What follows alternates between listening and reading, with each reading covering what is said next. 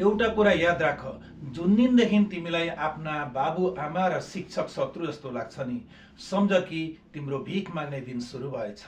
बाबुआमा र शिक्षकले जहिले पनि तिम्रो भविष्य र तिम्रो स्वास्थ्य राम्रो होस् भनेर सोचिरहनु भएको हुन्छ।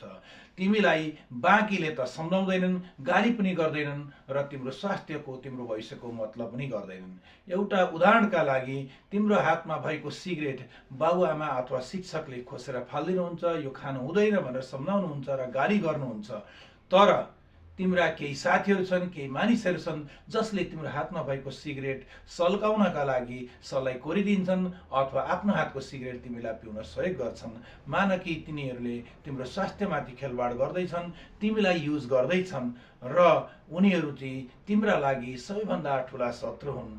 तिमीले यो कुरा बुझ्नको लागि धेरै वर्ष लाग्छ, धेरै समय लाग्छ, जतिखेर धेरै ढिलो भइसकेको हुन्छ।